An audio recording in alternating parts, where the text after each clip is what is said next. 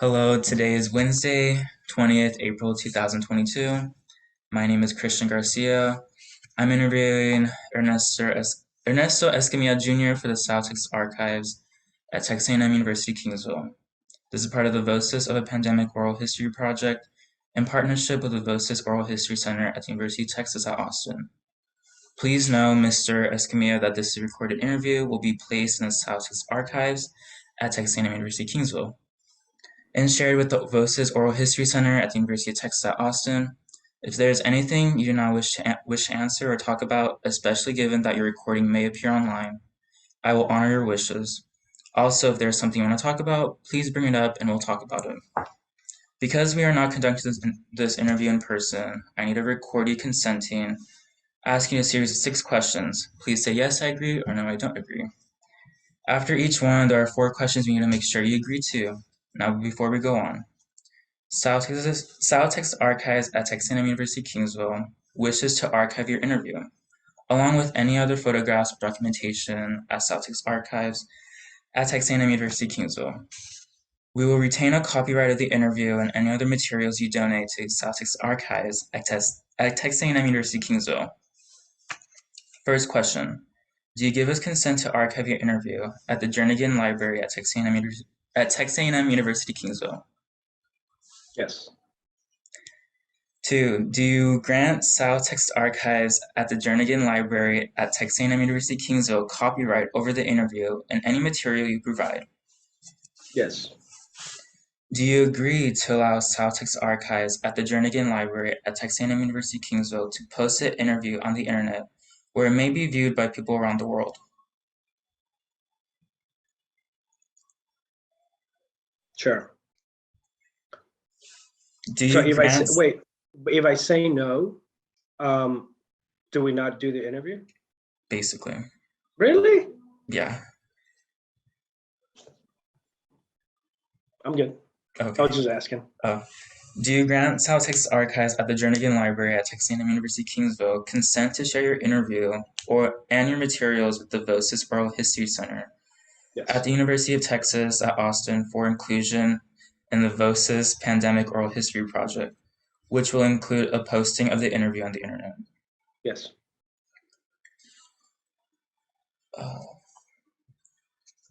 We have many questions in the pre-interview form that we already filled out. We use information from the pre-interview form to help in research. The entire form is kept in a secure Voces server at the University of Texas at Austin. The final storing of the pre-interview form will be at South Texas Archives at the Jernigan Library at Texas A&M University Kingsville. We will have stripped out any contact information of yourself or family members, so that will not be part of your public file.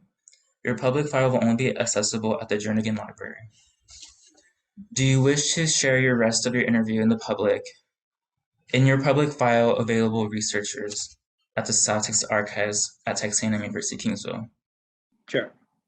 Yes. On occasion, Voces receives requests from journalists who wish to contact your interview subjects. We only deal with legitimate news outlets. Do you consent to share your phone number or email with journalists? Only with journalists, right? Not publicly. Yes. Yeah. Okay. Let's begin with the interview. So, right off the bat, do you want to tell me a little bit about your experience with COVID-19? Yes. So COVID-19 started in what, 2019? The end of COVID, the end of 2019. Right. So we went on a shutdown on spring break. That was in March, probably second week of March. I remember we had practice here and probably Monday and Tuesday maybe. And then we shut it down and we said, hey, no more practice. Let's go home.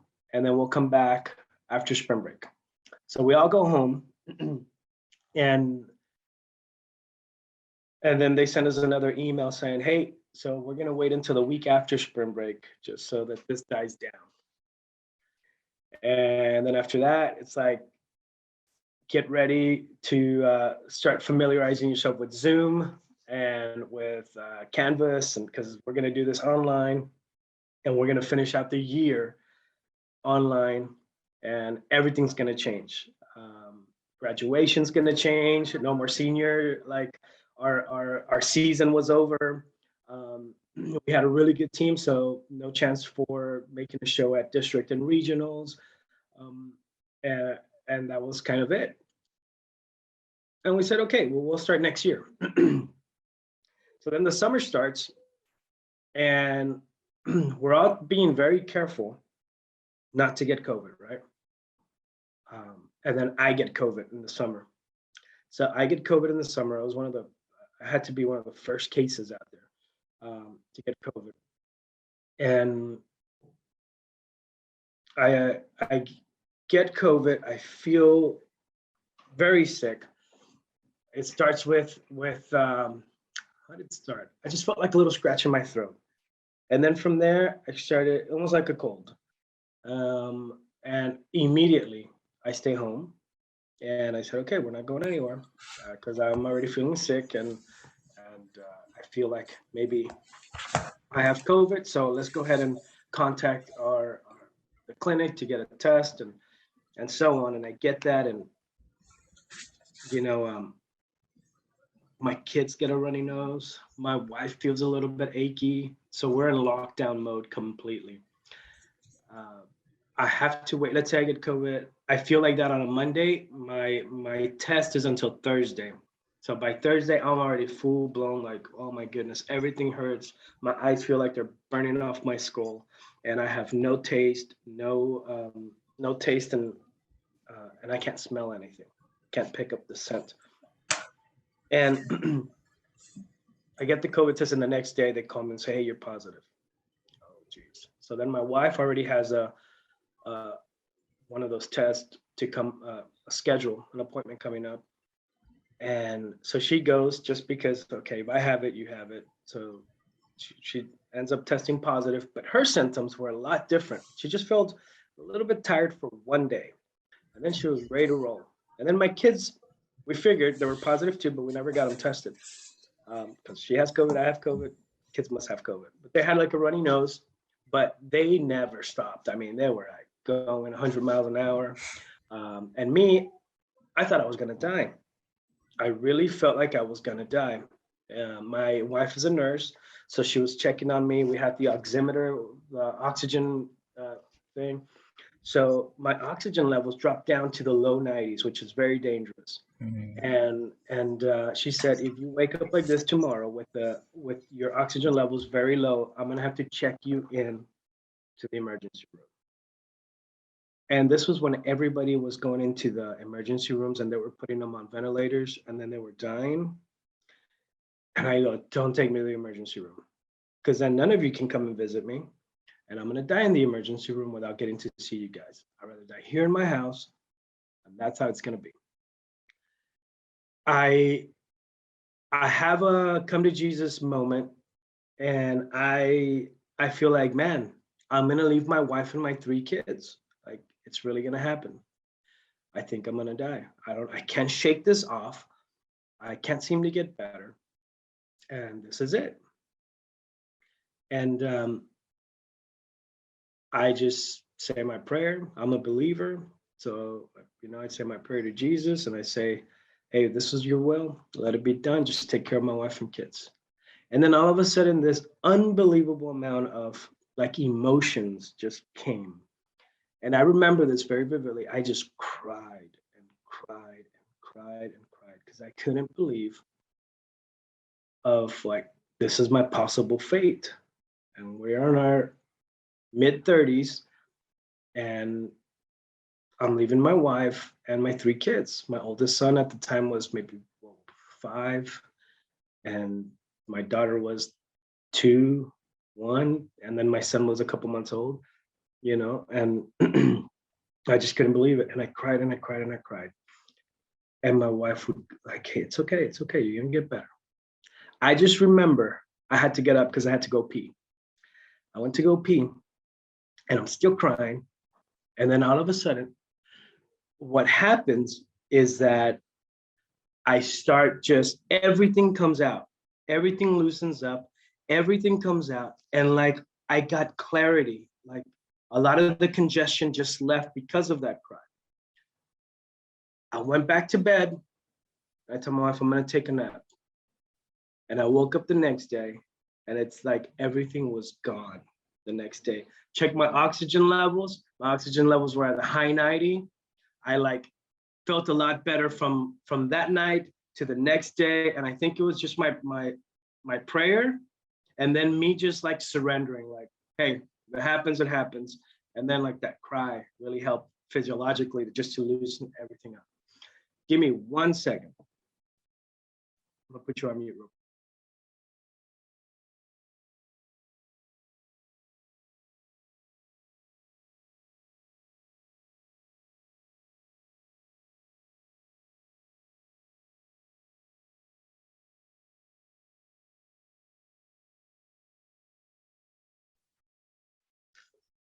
Thank you. So yeah, that was my COVID story. Like, I had one of those. I really thought I was gonna die, and I make it through. And from there, it was like, okay, be super careful. This is not a joke. But at the same time, like, you have to live. You have to go out. You have to, be healthy. I was very unhealthy. I'll tell you that. I was very unhealthy. I wasn't drinking as much water as I drink now. I was eating whatever I wanted to. I was drinking a lot of coffee. And at that moment of like my lowest moment, I was never craving coffee. All I was craving was water, water, water. So that told me like, okay, your body needs more water. Your body really doesn't need coffee.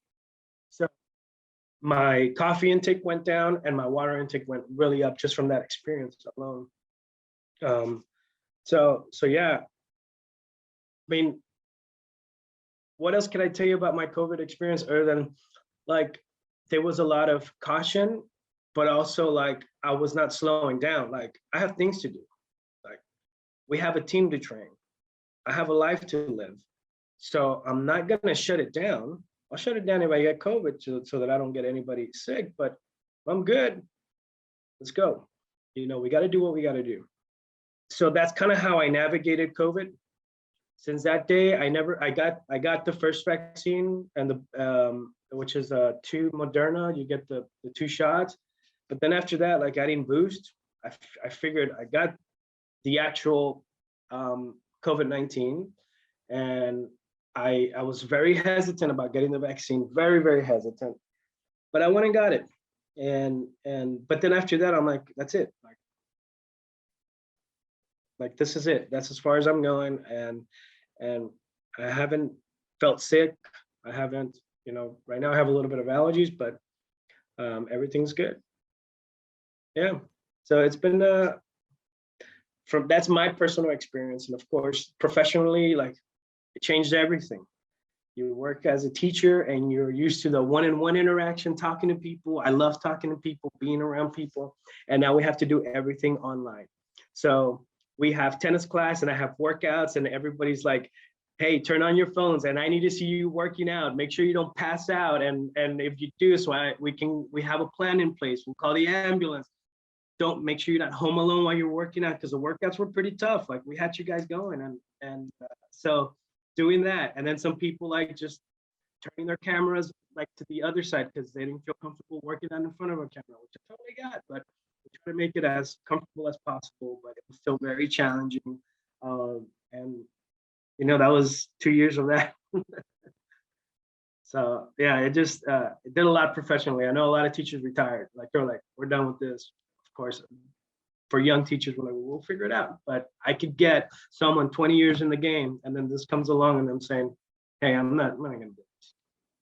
So yeah. Do you remember when you first learned about it, when you first heard about it, like radio, TV, your kids? Yeah, I remember hearing it in the news that it had spread in China.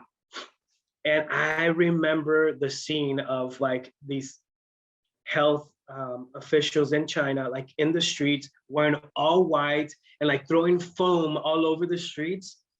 And I was like, man, it looks like a movie. Like, what is happening? I'm like, but that's China. Like, it's over there. It's not gonna come over here. And then all of a sudden, it's like, boom, shut down. It's here. it's here. And then when it came down to our region of the valley, like where we live in South Texas, where we think no one from around the world comes here. Well, yeah, we brought it in somehow, and I remember that. Like I think it came into Brownsville or something like that, and or McAllen. I think it was McAllen, and yeah, that was like, oh, it's here. But that's what I remember. I remember that vividly. The news, and I remember people in China like shutting down, and people like in full body suits throwing some kind of chemical in the streets and the walls and Um, I know you talked about your kids and your wife.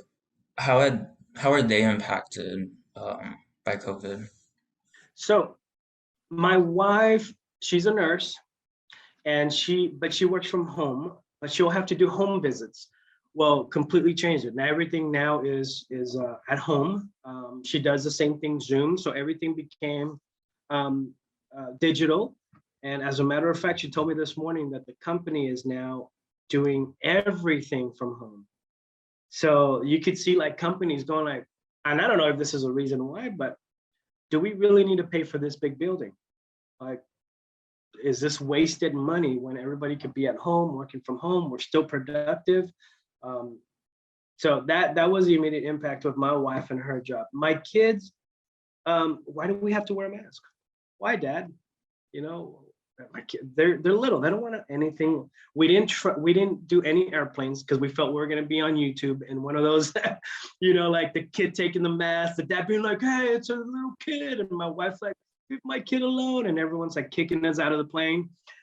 We were going to be that family because my kids, there's no way they're going to keep a mask on. So we just no airplane. We just traveled in our vehicles, and so yeah. My son, he has a tough time dealing with change, anything new. So school for him every year, the first couple of weeks of school, it's really tough. He doesn't want to go to school like until he finally gets in the groove of what it is. And so for him going to school, like he had a very bad experience. And then on top of that, you have to wear a mask. So, you know, that was not fun because then he became paranoid not having his mask on. And I go, hey, bud, it's okay. We'll get your mask. Like, don't worry. So just that anxiety of I don't have my mask on. It's like, hey, it's okay, bud. We'll get your mask. So that's how it affected them. Of course, my son, he just turned 2, so he kind of never wore a mask because it wasn't required for kids under 2 to have a mask on. So it was perfect. So yeah, you know, you have little kids, and the kids could care less about a mask. They don't want anything on their face. But at the same, so when it came to shopping, like I'll go by myself, or my wife will go, or we'll order online, be delivered at the house, or pick up at Target, pick up at Walmart, HEB. So that was very convenient, really convenient. We didn't have to go in. Like, just stay in our car, open the trunk, all the groceries are in, go back home. So that made it super convenient. Yeah. Like you were saying about going out and shopping online, do you want to talk about how different it was now compared before COVID? Like your like shopping experiences, just going out in general. So for us, it didn't change much because we usually don't go out and shop. Like we don't go out to the mall. We don't go out. I can shop like that. Don't get me wrong. We're not boring people that never go out. We're just like super busy being moms and dads, you know, and husbands and wives and we're on a very strict budget where we don't go shopping. Like if I need a shirt, like I just go get what I need and I go in and I go out. My wife, same. She doesn't have like those shopping, like, hey, I'm gonna go with my sisters to go shopping. It's very random that she'll do that. The biggest thing was grocery shopping. So we used to do this. We would divide and conquer. So I'll take one cart, my wife will take another cart. One of us will take one kid or two, the other one will take one or two because we have three. And then like she'll go through the outside of the supermarket and I'll do the middle. So she'll get like all the cold stuff and I'll do the middle. So we'll have a list and it's like, go. And or vice versa. Like I'll get all the meats and the milk and all that. And then you get all the middle, like the rice, everything that's in the middle. So, and then we'll meet again. We're out of there. So we had a little system going. And we still do to today. That's kind of how we do it. And but when COVID happened, when I got COVID, when we got COVID, we started doing DoorDash. Like, hey, we can't cook. Like, we feel super sick, so we got DoorDash, and people like that came and delivered. We also had friends come and deliver just the counter medicine, like off countertop medicine. And they'll just deliver it at the house, ring the doorbell, and then we'll get it. But I think the biggest thing was you can get on your phone and then you can, throughout the week, what do we need, and add it to your cart, and then like buy it and then pick it up in 30 minutes, or tomorrow at 3. And that was pretty neat. So that made it a lot more convenient for us to buy whatever we need. Were Was like seeing your family like different because of COVID and interacting with them? Nah. So when it was a very, very strict lockdown, yes. But it was kind of needed. Like we needed some time off, like everybody just chill and hang out at your house, spend some time with your loved ones, and watch a ton of Netflix. There was no sports, so like do something different. So we planted a garden. We like did a lot of stuff as a family, but I didn't get to see my sisters, my brother, my parents. But we have this. We got to FaceTime. We got to get on Facebook. So it was fine. I think everybody needed that break to just like shut it down. Then after we got COVID, like, because all my family got COVID, my parents and everybody got COVID. After that, and we recovered, like, hey, come on over, let's hang out, let's have dinner. And we would have dinner and we would hang out. And that was pretty much it. Like, it was different for us as a family, because we all got COVID. And we figured, well, we already got it. We have the immunity to it. And we were together and felt perfect. So yeah, like we stayed in a lockdown for a while, but then after that, like we'll go to the beach, hang out at the beach. I mean, we have, yeah, so it wasn't, I think the time that we had in full lockdown was much needed time to be in full lockdown. We live such busy lives that when everything slowed down, I think everybody liked Has your family changed what you take when you leave the home during COVID? it. What do you mean? Like in which way? Like, like, like taking face mask every day Oh, out with like what we you. take? No. We only use face masks where it's required.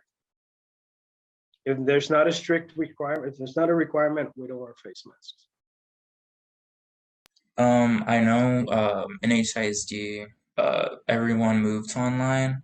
Um, it was like that for your children, right? Like you said. Yes, that was rough.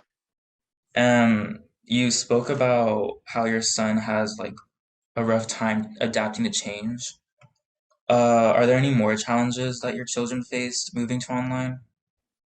Well, what kid can stay online for a whole day and do like homework, and zero kids? Like that's not a norm. Kids need to be moving, kids need to be doing, um, interacting. And so yeah, that was very challenging because I had to teach a class. My wife had to do like a interview online with a patient, and my son had to be in school. And then I have two kids that are younger than him that are going to distract, and they need to do whatever they need to do. So how can I keep him focused and engage in what he's doing and keep my team doing their workouts, and then keep the other two like entertained with something like, so it was very challenging, and my son did not want anything to do with that. But he did it, but he gave us a hard time, of course. So have schools in your community helped during COVID-19? I do know that HISD was giving out free meals. Um, so do you know anything like that? Yeah, like you said, they were giving meals. We did that the whole first year of that, where people would come and pick up their meals. Um,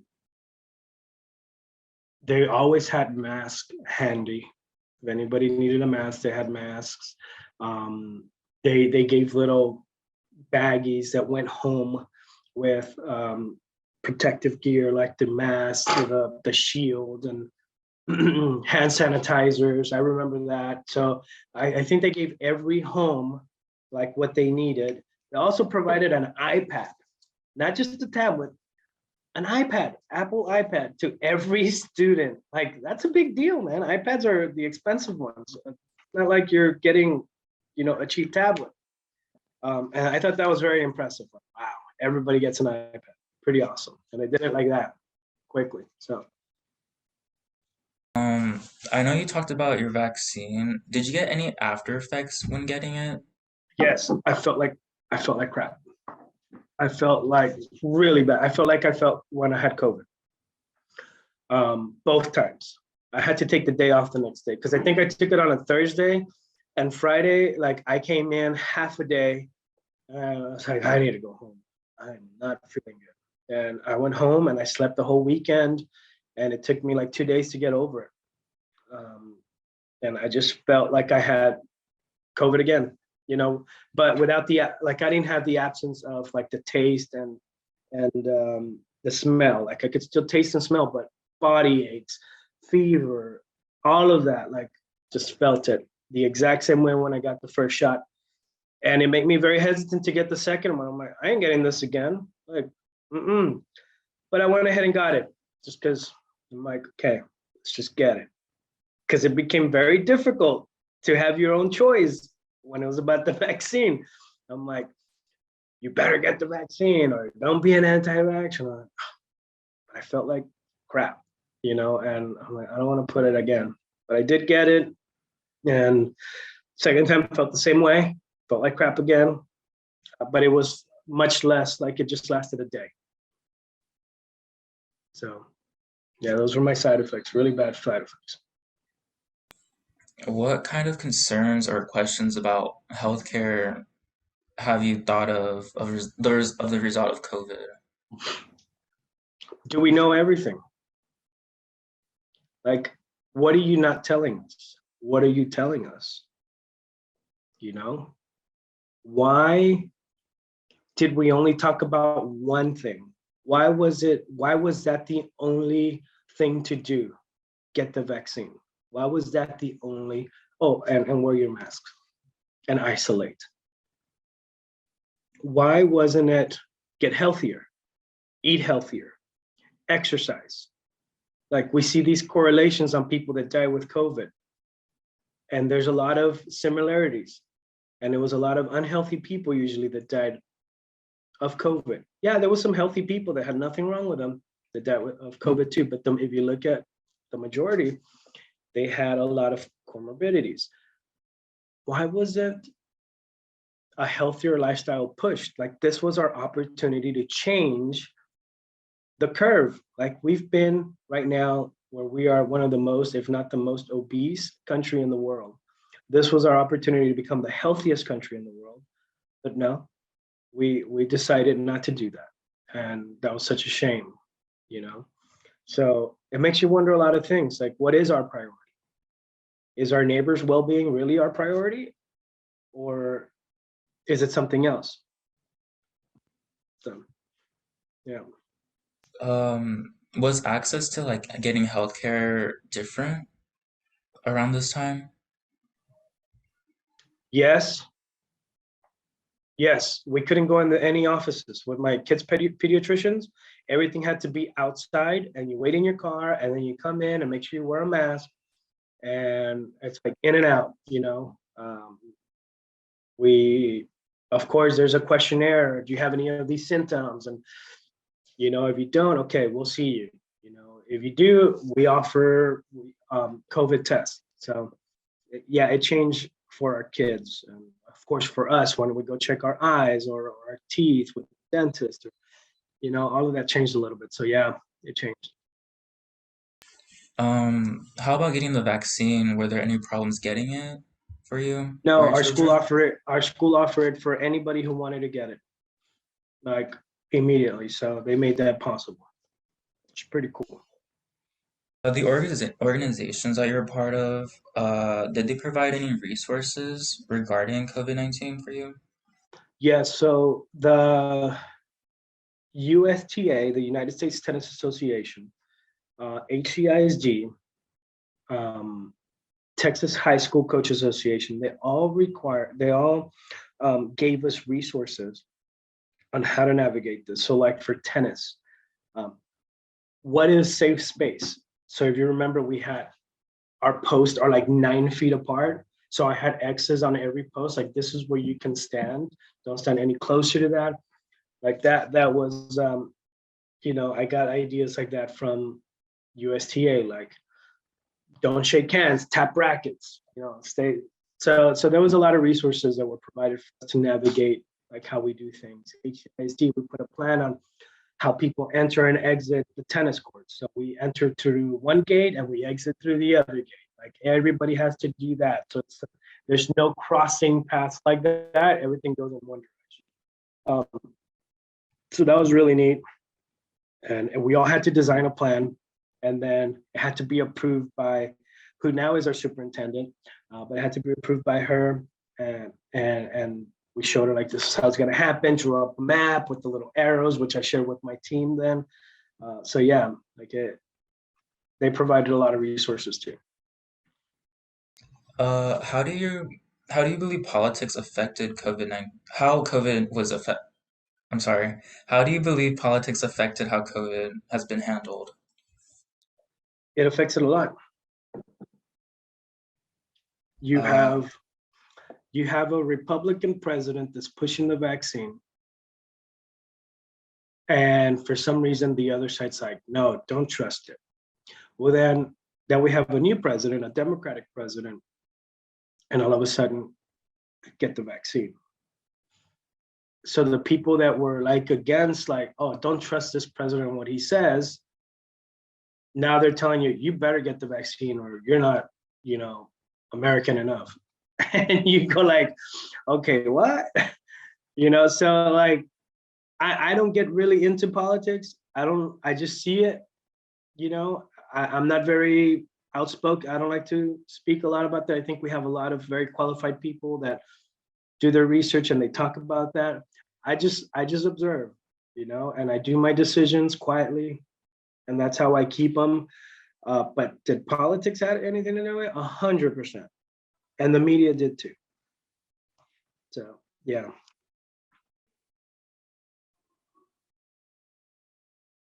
did you have any concerns about finances? Was that a concern for you? never had a concern about finances thanks to our employers. Um, HCISD was committed to making sure that we got paid. I mean, we kept working. We figured it out. We just didn't say, "Hey, we're going to shut it down, and you guys find a job for the summer or for no." Like we kept working. Kids stayed in school. We got paid. Same with my wife. Like yeah, so that was never a concern.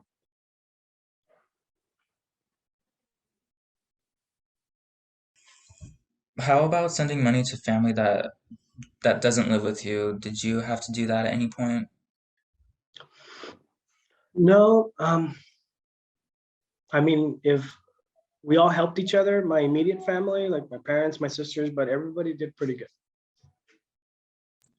So, this is touching on the tennis team. Did you see any work ethics change in the team? So one of the things that I saw was that what a lot of parents were very hesitant to send their kids to practice.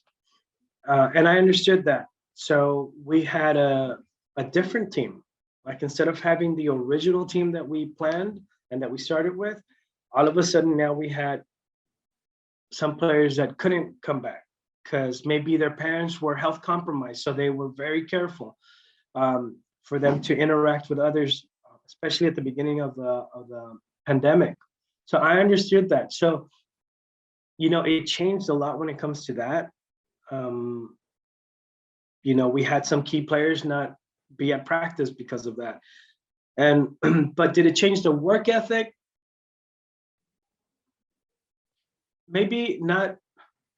Doesn't change the effort, but it changes the environment because now you can't do stuff that we would do like, hey, we're gonna do this drill together, where you have to hold hands, or like a shuffle where you're playing doubles and you're like just the chemistry of the team because now we have to be distant a little.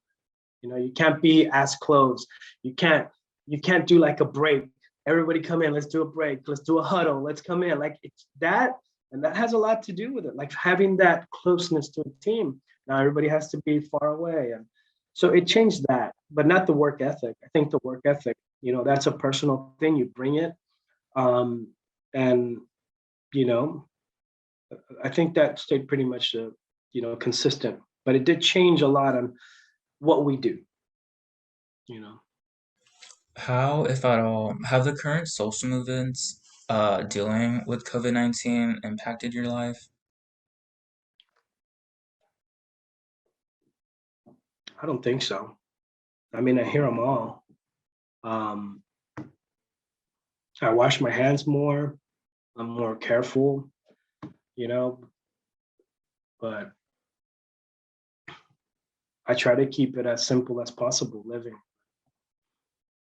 So I don't think the social movements have changed the way I live.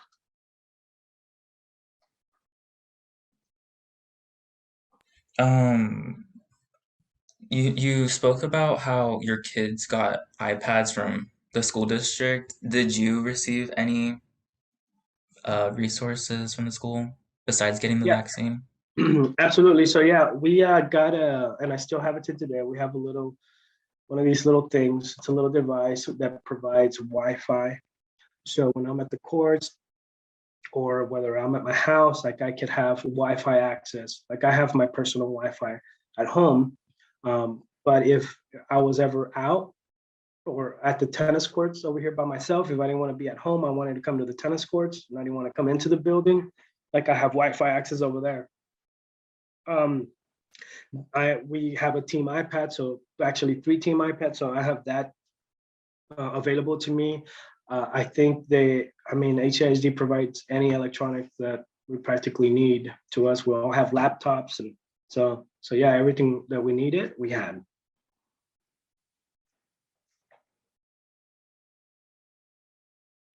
And about wearing face mask, how did you feel about wearing face mask initially?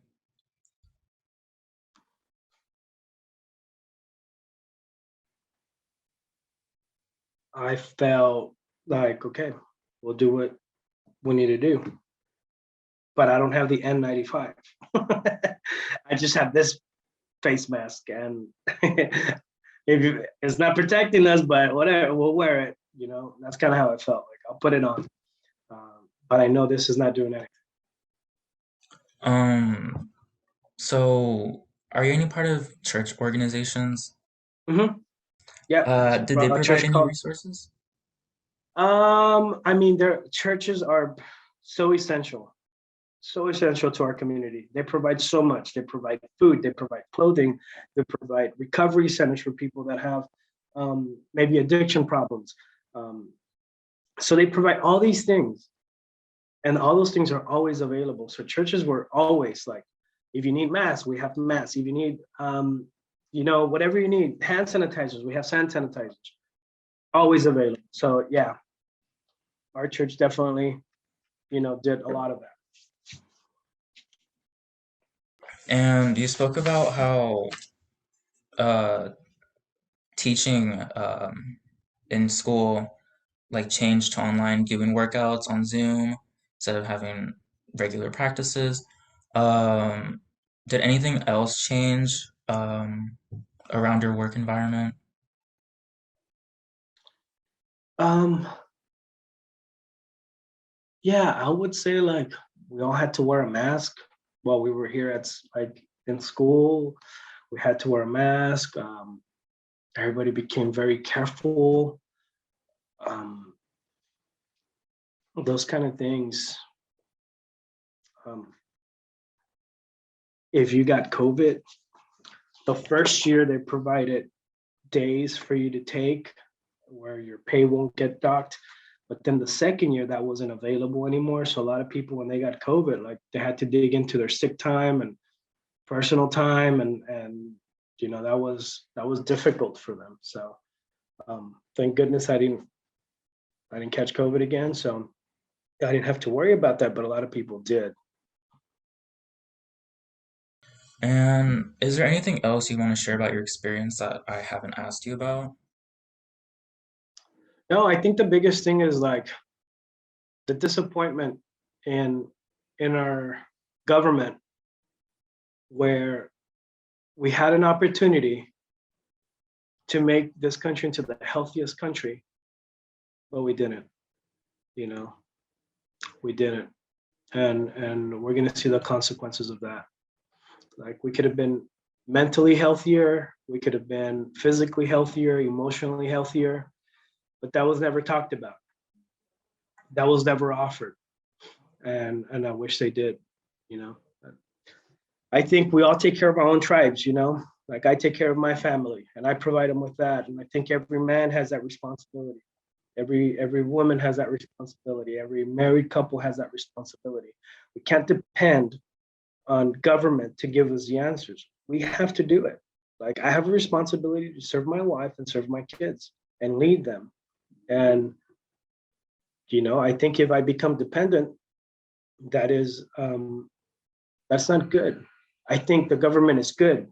Don't get me wrong. We need the government, and we need those social like catching nets because there's people that don't have that.